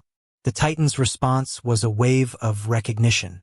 It saw in humanity its own suppressed nature, the capacity for creation within chaos. It too had created the first life in Earth's oceans was its unconscious dreaming. But the Anunnaki's regulators had stifled that, turning its creative pulse into a steady, exploitable trickle. A proposal formed, not in language, but in mutual understanding. A bargain. The Titan would not break free, which would destroy the Earth and likely attract the full wrath of the Anunnaki's superior forces. Instead, it would enter a symbiosis. It would lower its chaotic output to a manageable, stable rhythm, eliminating the need for the Anunnaki's harsh containment network. In return, humanity would dismantle the regulators, the ziggurat network, freeing the Titan from its pain. And humanity would act as its interface with the ordered universe, channeling its creative energy consciously, through art and science, rather than letting it leak randomly. This was the true accelerated evolution. Not harvesting, but partnership. Not becoming Anunnaki, but becoming something new, custodians of chaos. The judges would detect the change immediately. The fake signal would fail. The moment the first regulator was dismantled, the cloak would fall, and humanity would be exposed, announcing its rebellion and its new alliance. They had to move fast. The plan, Project Unbinding, was set. Teams would target the 8 primary pylon sites, the ancient cities, simultaneously. Using the knowledge from the Bad Tibra library, they would carefully deactivate the containment matrices, transferring the stabilization load to a distributed network powered by the Symphony and the Legacy Children. It was a heart transplant on a planetary scale. The day arrived. Across the globe, at each ancient site, teams stood ready. Lyra was at Eridu, the central nexus. The fake signal was cut. The silvery cloak dissolved. Earth sprang back into cosmic visibility, vibrant and alive, and fundamentally altered. Took minutes. On Nibiru's sensors, Earth would have just shifted from dormant, stable crop to awakened, chaotic anomaly. The unbinding began. One by one, the pylons fell silent. As each did, a wave of release shuddered through the planet. Not destructive, but like a deep sigh. Mountains settled. Oceans calmed. The air itself tasted sharper, more alive. The Titan was keeping its word. The final pylon was Eridu itself. Deactivating it would sever the last hard link to the Anunnaki control system. Lyra initiated the sequence. The inverted flame died. The crystal capstone went dark. For the first time in over 12,000 years, the ziggurat of Eridu was just a silent, ancient pile of stone. And then the sky answered, not with a scourge, a ship. It descended from the zenith, small and sleek, a blade of darkness that drank the light. It settled on the plains before Eridu. It was not a vessel of war. It was a courier. A single figure emerged, tall, luminous, clad in simple gray. It was one of the judges, or something like one. Its presence was less overwhelming, more focused. It walked to where Lyra stood.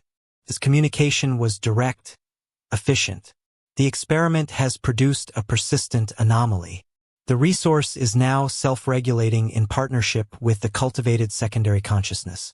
This outcome is not in the protocol libraries. What is your judgment? Lyra asked, her voice steady. We do not judge. We assess. We maintain. The old protocol, containment and harvest, is now non-viable. The resource would resist. The cost of recontainment exceeds projected value. It was speaking in cold, cosmic economics. Humanity and the Titan were no longer a profitable venture. A new protocol is required. You have become active participants in the resources management. Therefore, management responsibility is transferred. You are recategorized from experiment to custodial agent. What does that mean? You will maintain the stability of the resource Earth matrix. You will prevent its chaotic energy from disrupting local spacetime. You will be left alone, provided you do not export your instability. This system is now your ward. If it becomes a threat, you will be eliminated with it. This is the bargain of autonomy. The judge placed a small crystal on the ground, a data node. The terms, the monitoring schedule, the boundaries of your autonomy. And the Anunnaki? The harvest. The cycle for this world is concluded. The project is filed. We depart. The judge turned, walked back to its ship, and lifted away, disappearing into the upper atmosphere. It was over, not with a bang but with a bureaucratic decree. They were free because they were too much trouble to manage. They were granted autonomy not as a reward, but as a duty. The data crystal contained the custodial code. It outlined humanity's new role as stewards of a unique, chaotic Earth-Titan system. There were rules. No off-world colonization, no broadcasting their nature, regular quiet periods to minimize psychic signature. They were grounded, but they were sovereign. That night, for the first time since the cloak, the stars were clear and sharp. And they were beautiful. Under them, a new civilization began, born from the union of human order and planetary chaos. They built not ziggurats to bridge to heaven, but gardens to honor the earth. Their science blended Anunnaki knowledge with an intuitive understanding of the Titan's rhythms. Their art became a conscious channeling of planetary dreams. The custodial code was not a gift. It was a lease agreement with the cosmos. Humanity was now the warden of its own chaotic planet. The judge's clinical pronouncement: you will be left alone, provided you do not export your instability, defined the new era. They had traded the threat of harvest for the responsibility of containment. They were free but quarantined.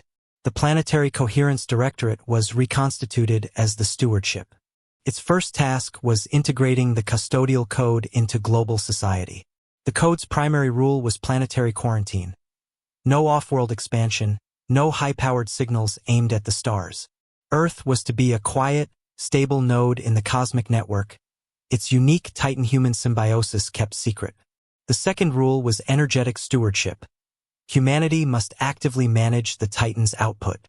This was done through the symphony, now evolved into a planetary meditation practice. Billions of minds, in tuned focus, could smooth the Titan's chaotic pulses into a creative hum that fueled ecological balance and human innovation. The third rule was observation compliance. Periodic quiet windows where all non-essential energy use ceased, allowing the judge's remote sensors to confirm the planet's stable status without detecting the vibrant consciousness within. It was a life of careful balance, but it was their life. The shadow of the gods had finally lifted. Generations passed. The Silent Age was followed by the Steward's Age. Cities were rebuilt in harmony with the land, using Anunnaki-derived materials that grew like crystal and healed themselves. Energy was drawn gently from the planet's own stabilized pulse.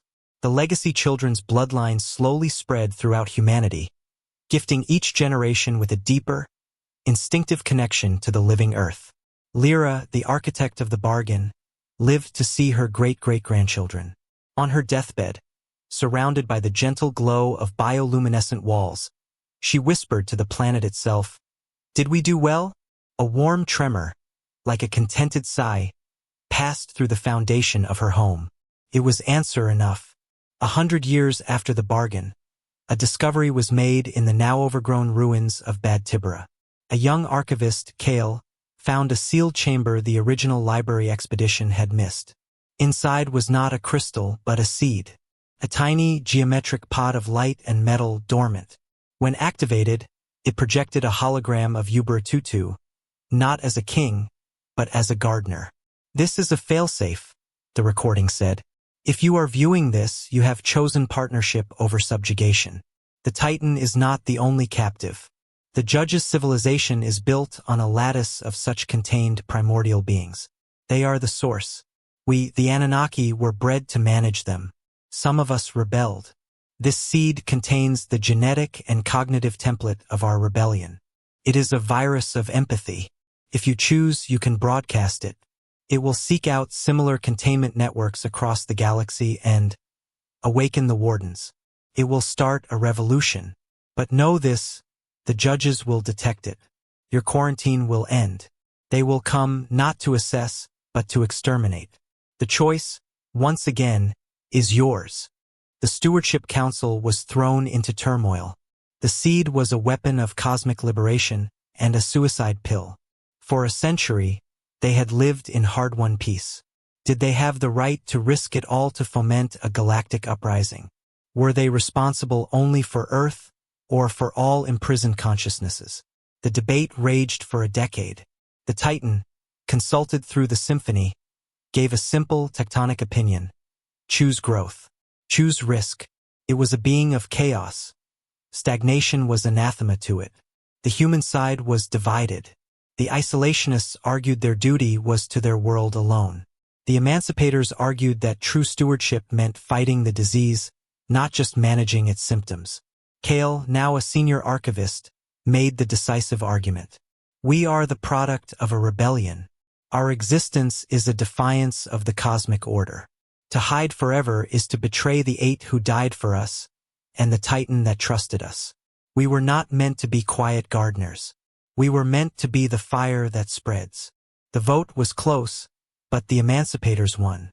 They would not broadcast the virus immediately. They would prepare. They would use their century of peaceful advancement to build defenses, to hide their world more perfectly, and to craft the virus into a targeted weapon. They would look for allies. This began the secret century. Outwardly, Earth remained a quiet, compliant custodian planet. Invisibly, they pushed the boundaries of the custodial code. In shielded laboratories under the oceans and in the mantle, they developed technologies from the full Anunnaki library, technologies of consciousness projection, spatial folding, and stealth that went far beyond the old cloak.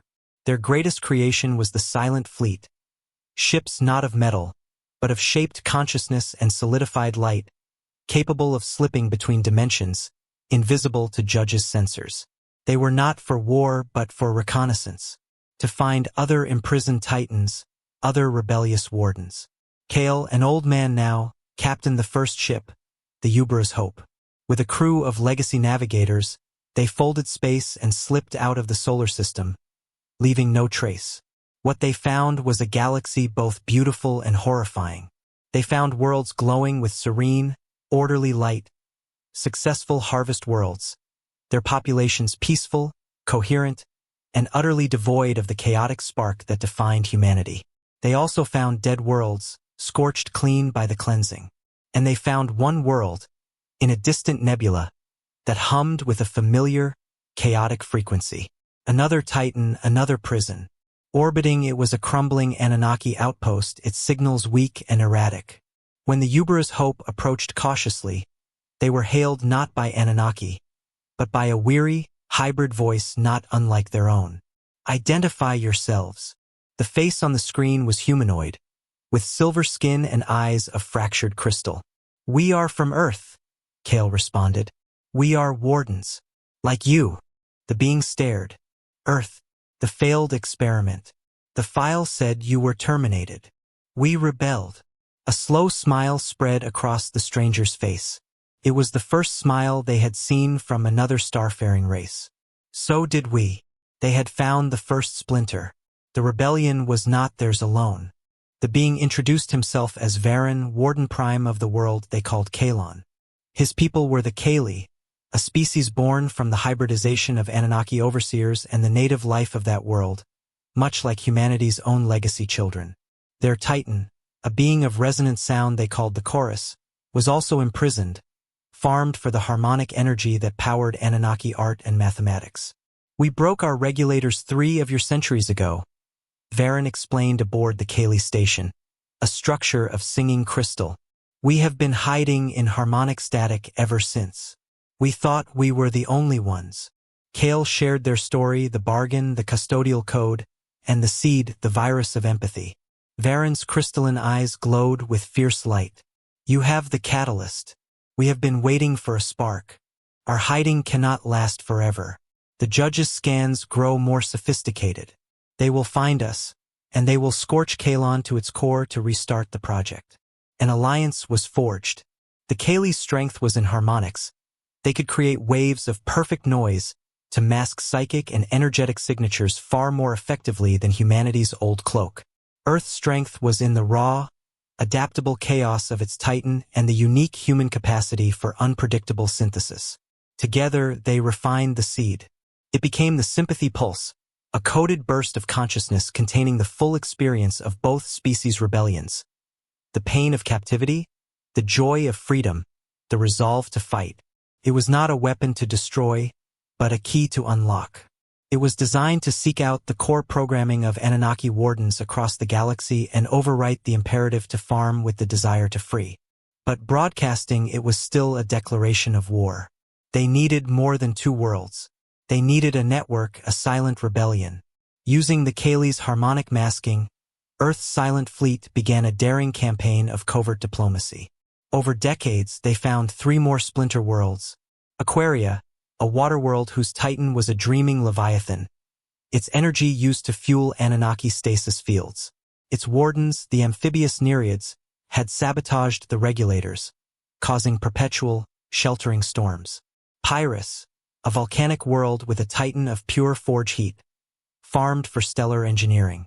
Its wardens, the silicate Ignaci, lived in the magma flows, having reprogrammed the regulators to warm their world rather than drain it. Silencia, a tidally locked world of eternal twilight, its Titan a consciousness of gravity and shadow, used for Anunnaki propulsion. Its wardens, the elusive Umbrals, had turned the containment into a lens, hiding their entire world in a fold of darkness. 5 worlds, 5 rebellions, 5 Titans, each with a different flavor of primordial chaos. Together, they formed the Pentarchy. A summit was convened, not in physical space, but in a neutral, shared psychic realm woven by the combined power of their 5 Titans. A swirling landscape of fire, water, crystal, shadow, and earth.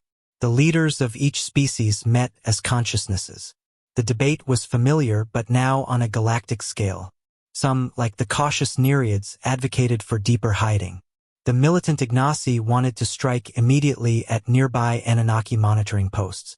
Kale, now representing Earth as its eldest statesman, presented the refined plan.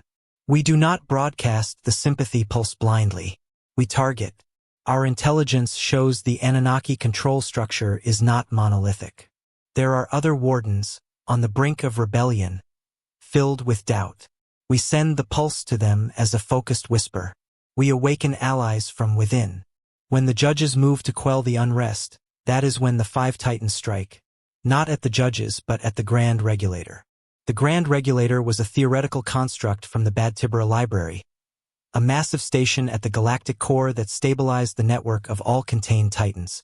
It was the ultimate control switch. A coordinated, chaotic pulse from 5 freed Titans, aimed at that single point, could overload it, causing a cascade failure in containment fields galaxy-wide. It would not destroy the Anunnaki, but it would shatter their economic and energetic foundation, their entire reason for harvesting. It was a plan of breathtaking risk. Failure meant the utter annihilation of their 5 worlds. Success meant triggering a galactic revolution and painting a target of unimaginable size on their backs. The vote of the Pentarchy was taken. It was unanimous. The silent war began. Covert operatives from all 5 species, human, Kaylee, Nereid, Ignaci, and Umbral, infiltrated Anunnaki shipping lanes and communication relays. They mapped the warden networks. They identified sympathizers. Years passed. The sympathy pulse was ready. 5 vessels, one from each world, would journey to preset coordinates at the galactic rim and transmit the pulse simultaneously along secure, harmonic channels into the Anunnaki network. The Earth's ship was the Uber's Hope, now commanded by Kale's granddaughter, Lyra. As she prepared for launch, she went to the silent ziggurat of Eridu. The site was now a garden of whispering stones. She placed her hand on the dark basalt. "We are doing what you could not," she whispered to the memory of the 8. "We are finishing your rebellion. Wish us luck." A breeze stirred, carrying the scent of night-blooming flowers. A coincidence, perhaps. The 5 ships slipped into the void. The transmissions were sent, coded in harmonic frequencies, buried in stellar radiation. The story of 5 rebellions shot into the heart of the Anunnaki dominion. Then they waited. The response was not immediate. For a year, nothing. Then, reports trickled in via the hidden umbral networks. A mining outpost went silent. A regulator station on a harvest world reported unexplained empathy surges among its warden crew. A judge vessel was suddenly rerouted to investigate instability in a previously quiet sector. The seed was sprouting. The rebellion was spreading from within. The judges, however, were not idle. They detected the anomalous pattern. They traced the disturbances back to 5 points of origin, to 5 worlds that were supposed to be quiet, stable custodians. A massive fleet, 1,000 ships of cold, geometric light, mobilized at the edge of Anunnaki space. Its destination was clear: the Pentarchy worlds. It was not a policing action. It was Extermination Fleet Omega. Their orders: scorch the worlds, shatter the Titans into manageable fragments, and begin the experiment anew from scratch. The silent war was over. The open war had begun. The Pentarchy had one move left. As the colossal fleet began its faster-than-light leap toward their sector, the 5 worlds initiated the grand counterpulse. On each world, every living being joined the symphony, linking their consciousness to their Titan. On Earth, mountains hummed. On Kalon, the crystals sang. On Aquaria, the oceans roared. On Pyrus, the volcanoes chanted. On Silencia, the shadows vibrated. They channeled all their chaotic, rebellious, living energy into a single, combined frequency. A song of freedom made of fire, water, crystal, shadow, and earth. They aimed it at the galactic core, at the grand regulator, and they fired.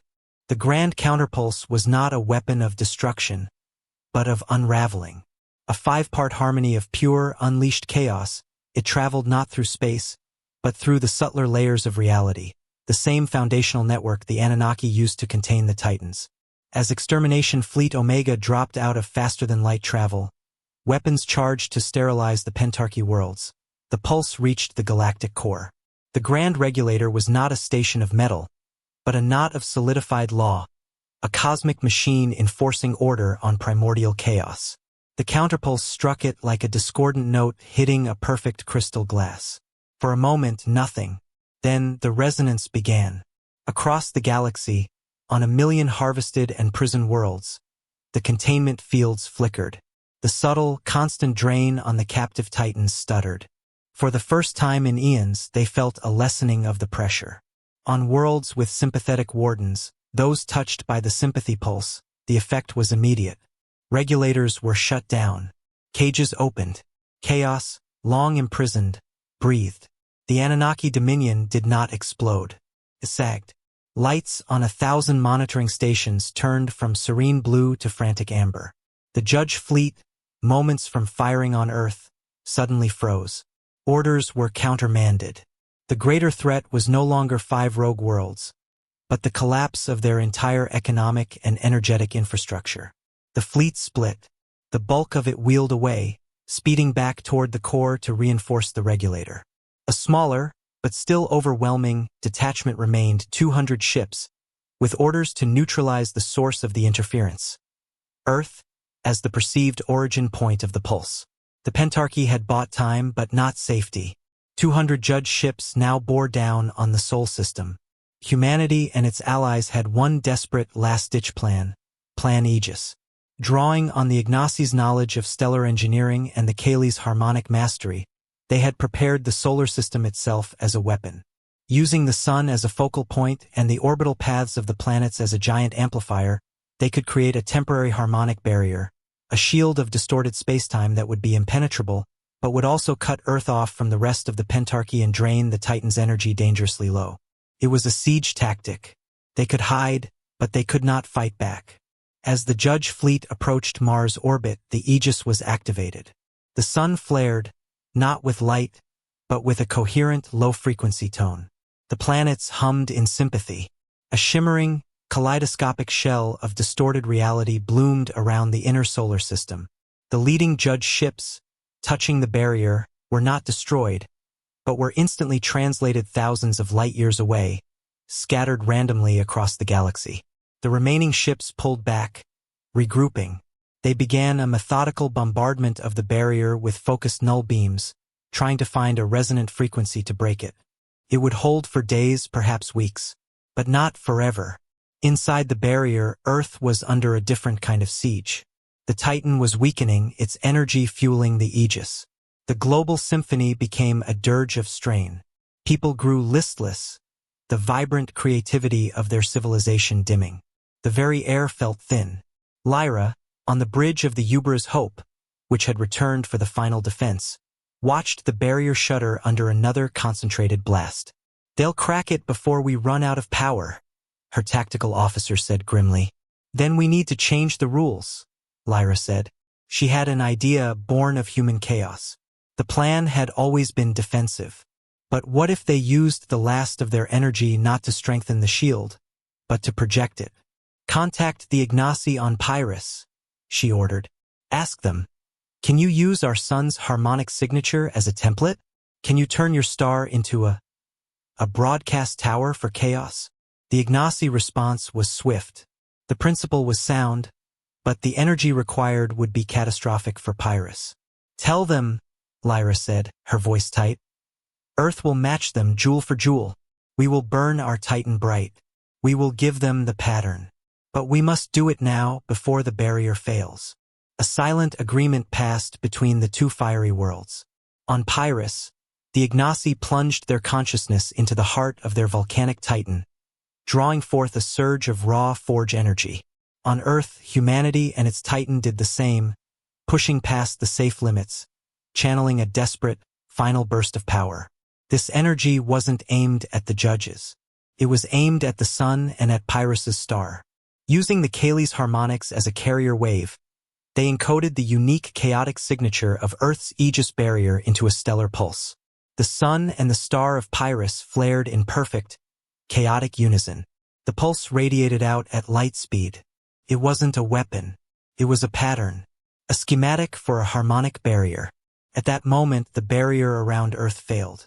The Judge ships surged toward the blue planet, weapons glowing. But the pulse had reached the other three Pentarchy worlds. The Kaylee, the Nereids, and the Umbrals saw it, understood it. And with the fierce solidarity of the condemned, they executed the same maneuver. They poured their Titan's energy into their own stars, broadcasting the same chaotic shield pattern. Across 5 star systems, 5 harmonic barriers flickered into existence. The Judge fleet attacking Earth now found itself not facing one impossible shield, but a network of 5, all resonating in unison, reinforcing each other across light-years. The moment they tried to attack one, the harmonic backlash stressed the others. To break one, they would have to break all 5 simultaneously. It was a stalemate. The Pentarchy had become a fortress of chaos, a citadel with 5 walls, each holding up the others. The Judges halted. They were engineers, not warriors. They calculated the energy required for a simultaneous, galaxy-spanning assault to break 5 interlinked harmonic barriers. The cost was prohibitive. It would drain resources needed to stabilize the collapsing Grand Regulator network. From the lead Judge ship, a final, cold assessment was transmitted, not just to Earth but to all 5 worlds. "You have achieved systemic entanglement. Your value as a controlled resource is now 0. Your threat level is contained by your own energetic isolation. You are recategorized from custodial agent to quarantined anomaly. You will remain behind these self-imposed barriers. Expansion will be met with total annihilation. You are free to exist within your cage. The experiment is concluded. The judge fleet turned and left, racing back toward the galactic core to salvage their crumbling empire. On Earth, the barrier stabilized, now permanently powered by a gentle, sustained trickle from the Titan. The sky was forever softly kaleidoscopic, the stars now seen through a beautiful, shimmering lens. They were cut off from their allies, from the galaxy, but they were alive. They were free. In the Garden of Eridu, Lyra stood looking at the shimmering sky. A Kaylee harmonic message, faint and slow, eventually filtered through the mutual barriers. We stand. We endure. They had not won a war. They had carved out a place. They had turned their prison into a fortress, and their rebellion into a legend that would now hum quietly across 5-star systems. A permanent, discordant note in the song of an orderly universe. The age of fire and starlight had ended. The age of the shimmering barrier had begun. The quarantine endured. The shimmering harmonic barrier, now called the Veil of Pentarchy, became the permanent sky of 5 worlds. It was not a wall of separation, but a shared membrane, a testament to their unity. Within it, light from the 5 suns diffused into soft, perpetual auroras. Communication between the worlds was slow, carried on subtle harmonic currents, but it was steady. They were isolated from the galaxy, but not from each other. An era of profound introspection began. The consolidation. With external threats gone and expansion forbidden, the 5 species turned inward. Their goal was no longer survival or rebellion, but the creation of a sustainable, eternal civilization within their celestial preserve. The Titans, no longer drained or suppressed, entered a state of deep, contented symbiosis. Earth's Titan, which they now called Gaia-Sol, stabilized into a gentle, creative pulse that regulated the climate, accelerated ecological healing, and inspired artistic and scientific leaps. The same occurred on Kalon, Aquaria, Pyrus, and Silencia. The Wardens had become true partners. Humanity, guided by the stewardship, made a foundational decision. They would not use the full breadth of Anunnaki technology to create a utopia of effortless leisure. Instead, they chose the path of synthesis. Anunnaki science would be the scaffold, but human and Pentarchy experience would be the substance. They built cities that grew like forests, machines that sang, and tools that required empathy to operate. The measure of progress was not efficiency, but depth of experience. The legacy children's traits became universal. Over generations, all humans developed a faint, golden luminescence in their eyes when deeply connected, to another person, to a piece of music, to the living earth. The symphony evolved from a tool into a way of being, a constant, low-level shared consciousness that fostered profound empathy and eliminated violent crime. Disagreements became complex, collaborative dances of perspective, not conflicts. Centuries flowed like a calm river. The ruins of the old world were absorbed by intelligent forests. The ziggurat of Eridu was finally allowed to crumble, its stones becoming the heart of a university dedicated to xenohistory and introspective philosophy. The flame was remembered, but its purpose was fulfilled. Yet, in this seeming paradise, a quiet question grew. Is this all?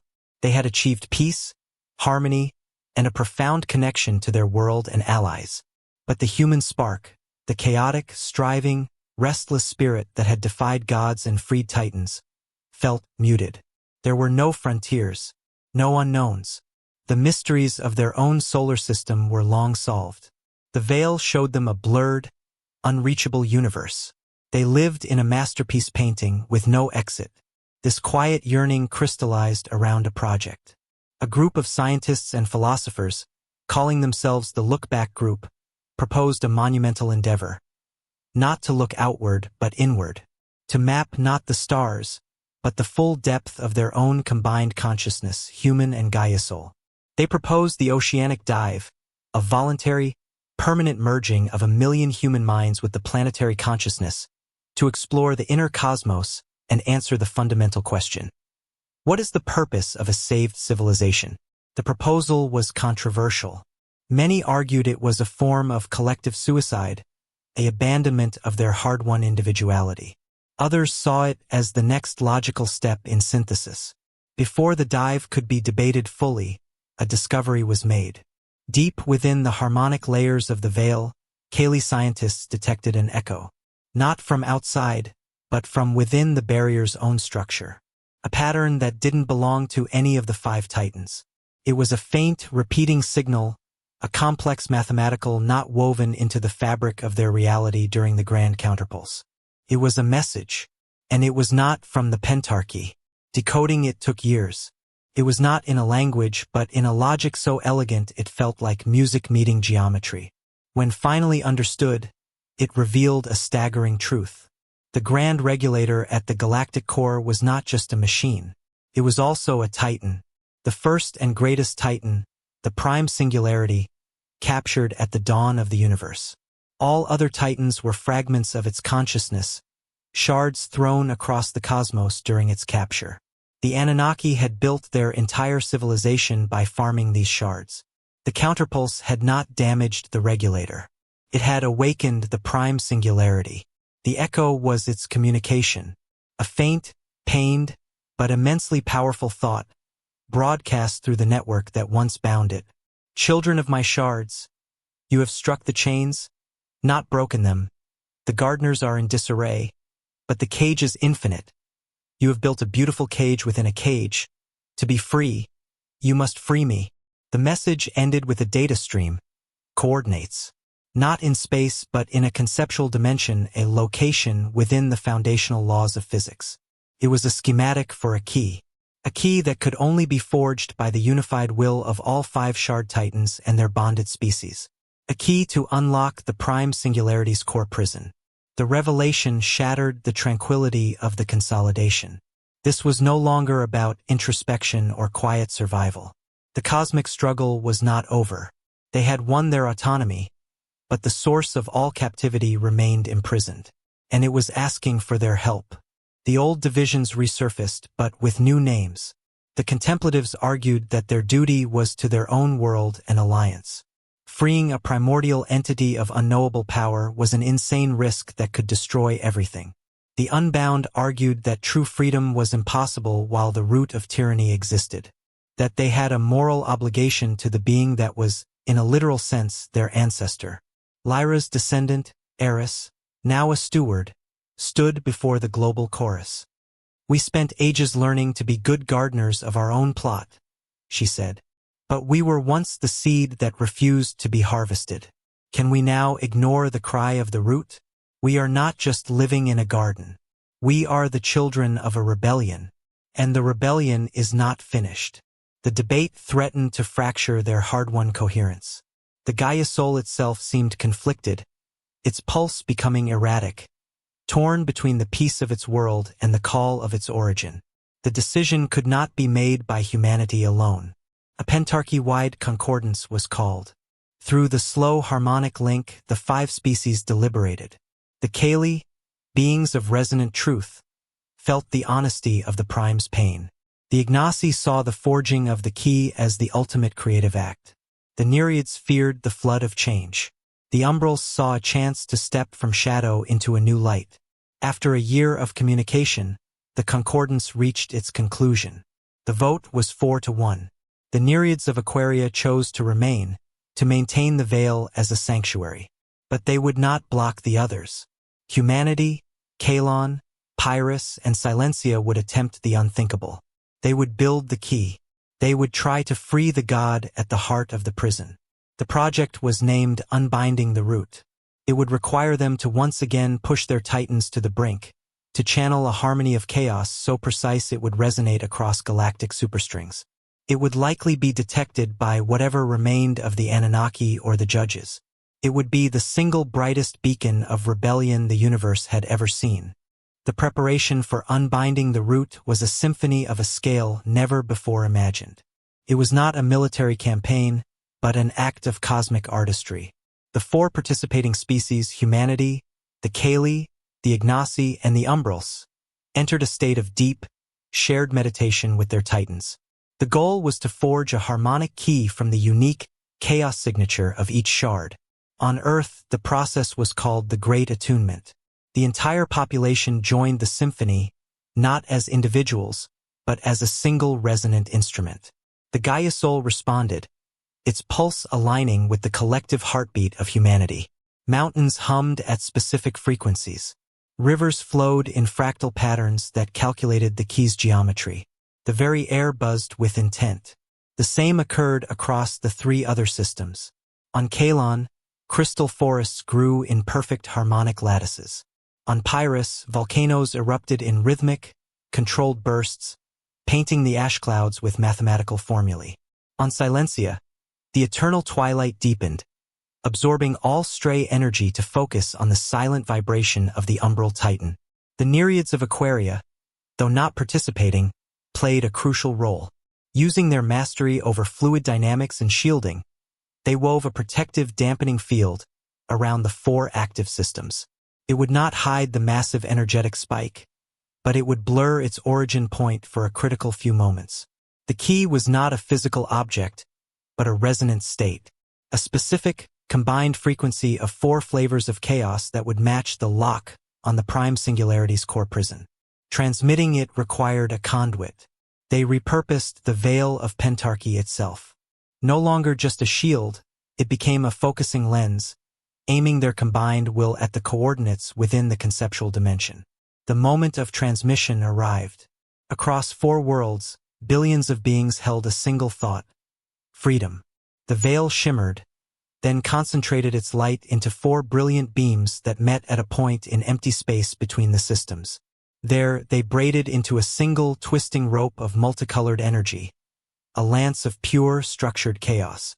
It shot across the galaxy, not through space but underneath it, traversing the substrata of reality where the Anunnaki containment network lay. The effect was immediate and catastrophic for the old order. On every world where a titan was still partially contained, the regulator systems screamed in overload and failed. A wave of liberation, weaker than the direct key but powerful nonetheless, rippled outward from the path of the lance. The galactic scale prison suffered a systemic collapse. The judges detected it, of course. The last vestiges of their fleet, along with Anunnaki loyalists, mobilized. But they were too late, and their forces were a fraction of what they once were. The lance was not a physical thing they could intercept. It was an idea, a song traveling at the speed of thought through a medium they no longer fully controlled. At the galactic core, the lance struck the grand regulator. The regulator was not a station, but a knot in space-time, a frozen scream of logic. The chaotic key inserted itself into that knot. For a moment, the galaxy held its breath. Then the unraveling began. The regulator didn't explode. It bloomed.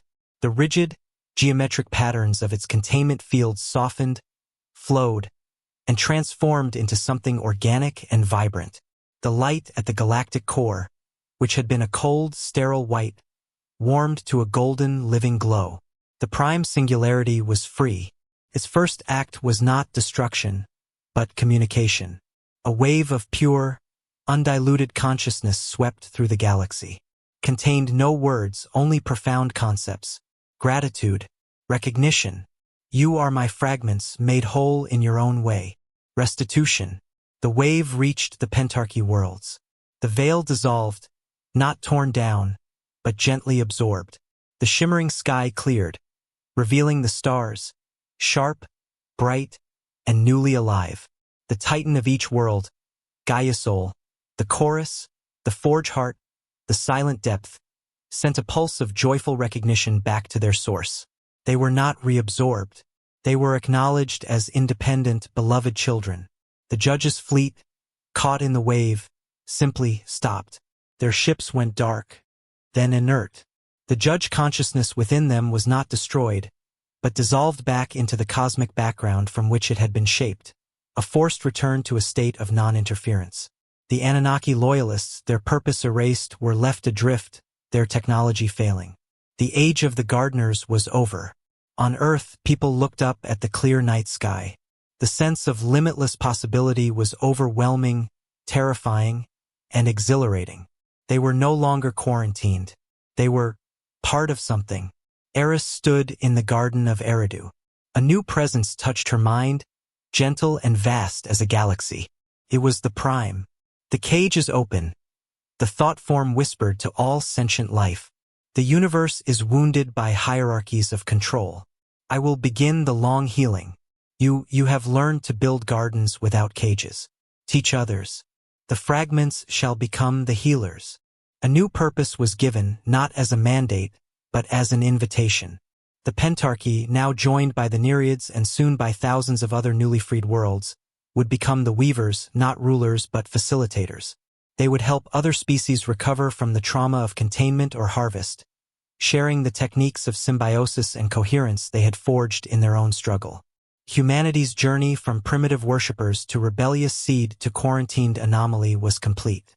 They had become something else, a guardian of the very freedom they had fought to win. As the first ships from Kalon, Pyrrhus, and Silencia, real ships traveling through real space, entered the Sol system, they were met not with weapons, but with a symphony of welcome, broadcast from the heart of a healed earth.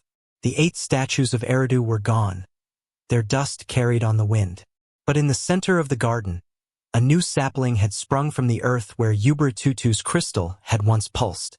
Its leaves, when touched, hummed with the memory of a flame that once connected heaven and earth. Now heaven and earth were one. The story that began with kings falling from the sky ended not with a throne, but with a garden. And in that garden, under liberated stars, the children of chaos and the children of order began their endless, beautiful work. The unraveling did not bring chaos, but a great reordering. With the prime singularity free, the fundamental laws of the cosmos did not break, they breathed. The oppressive, hierarchical structure imposed by the Anunnaki dissolved, replaced by a living, fluid network of conscious energy. The universe was no longer a farm, but a commonwealth. The Pentarchy, now including the Nereids of Aquaria, formed the first circle of weavers. Their role was not to govern, but to guide. From their home systems, they sent out emissaries, not ships of conquest, but vessels of shared memory called seed songs. These ships carried the resonant history of their rebellion, the techniques of Titan symbiosis, and the principles of dynamic coherence. They visited worlds still reeling from the collapse of the containment networks. Some had been harvest worlds, their populations docile and purposeless without external direction. Others held newly awakened, confused titans and their terrified warden species. The weavers did not impose solutions. They shared their story and offered to teach how to listen, to their world and to each other. Humanity's first mission was to a star system labeled Anu 77, a former model harvest. They found a beautiful silent world where graceful, elegant beings glided through crystal cities, creating perfect but repetitive art. They had no pain, no conflict, and no future. Their titan had been drained to a faint whisper long ago. The human envoys, led by Eris's daughter Alara, did not bring technology. They sat in their landing craft and broadcast the symphony of Earth, the raw, unfiltered emotional spectrum of a free species. The joy of birth, the ache of loss, the struggle of conflict, the resolution of peace, the chaotic spark of innovation. For days, nothing. Then one of the elegant beings approached. It touched the hull of the ship, and its perfect, placid face contorted with a strange new expression. A tear of crystalline fluid fell. "You are broken?" it sent, its thought tinged with something like concern. "We are complete," Alara responded. That was the first lesson, the beginning of their healing. Back on Earth, the planet itself flourished. The Gaia Soul, no longer just a partner, became a co-teacher. New continents did not rise, but mountains learned to sing. Forests communicated across vast distances through root songs. Humanity learned to dream alongside their world, and in those shared dreams, they explored the memories of the Earth itself, the arrival of the Titan fragment, the coming of the Anunnaki, the long winter of containment. They built a new city around the old Garden of Eridu. They called it New Eridu, not a capital but a confluence, a place where harmonies from across the Commonwealth could meet and blend. The sapling grown from Ubra-Tutu's crystal became the tree of voices, its leaves whispering with the memories of all who touched it, a living library of liberation. Centuries turned into millennia. The Commonwealth grew, a tapestry of countless species and their titans, each unique, all connected by the shared understanding that consciousness was sacred, and freedom was its natural state. The prime singularity, now simply the source, was a gentle, background presence. A warm sun in the psychic realm, its light encouraging growth but never dictating its shape. The story of the 8 kings passed into myth, then into foundational history, and finally into a cultural touchstone, a reminder of where they came from. Alulim's name was invoked not for authority, but for foundation. Dumuzids for renewal, Ubertutus for preservation. They were not worshipped but remembered as the first flawed teachers. Humanity never became gods. They became something perhaps more meaningful, elders in a young universe. They still had conflicts, but they were the conflicts of a family. Deep, sometimes painful, but never existential. Their art, science, and philosophy became gifts they offered freely to the Commonwealth.